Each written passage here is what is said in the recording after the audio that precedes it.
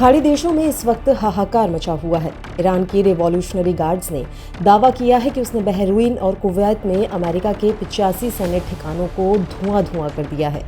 इसमें अमेरिकी 5th fleet का बेस और कुवैत का अली अल सलेम एयरबेस शामिल है।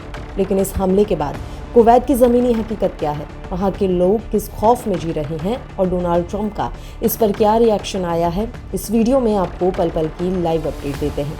सबसे पहले बात करते हैं कि इस वक्त कुवैत के अंदर क्या हालात हैं। जैसे ईरान की तरफ से मिसाइलें और ड्रोन दागे गए, कुवैत में इमरजेंसी जैसे हालात बन गए। कुवैत के आसमान में लगातार धमाकों की आवाज़ें सुनी गई।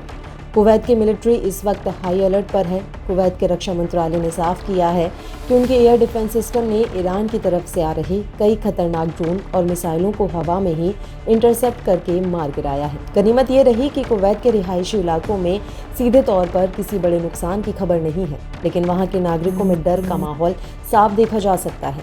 कुवैत के विदेश मंत्रालय ने ईरान के इस कदम की कड़ी निंदा की है और इसे अपनी संप्रभुता पर हमला बताया है। कुवैत और कतर जैसे देश जो अब तक शांति की मध्यस्थता कर रहे थे, वो अब खुद इस युद्ध की आग की लपटों में झुलसते नजर आ रहे हैं। अब आप ये सोच रहे होंगे कि आखिर अचानक ये आग भड़की कैसे। तो इसकी शुरुआत स्ट्रेट ऑफ हॉर्मुज से, जहां ईरान ने अंतर्राष्ट्रीय कमर्शियल जहाज़ों पर हमला कर दिया था। इसके जवाब में अमेरिकी राष्ट्रपति डोनाल्ड ट्रंप ने ईरान को सबक सिखाने के लिए अपनी वायुसेना को खुली छूट दे दी। और बस इसके बाद से लगातार अमेरिका और ईरान के बीच का ये युद्ध भड़का हुआ है। अब जिस तरीके से ईरान ने कुवैत और बहरीन पर हमला किया है, उसके बाद अमेरिकी राष्ट्रपति डोनाल्ड ट्रंप भड़क उठे हैं।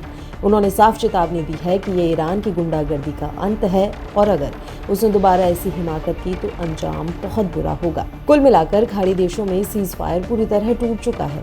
कुवैत और बहरीन इस वक्त दो महाशक्तियों की लड़ाई के बीच पिस रहे हैं। आने वाले कुछ घंटे पूरे विश्व की इकोनॉमी और शांति के लिए बेहद नाजुक होने वाले हैं।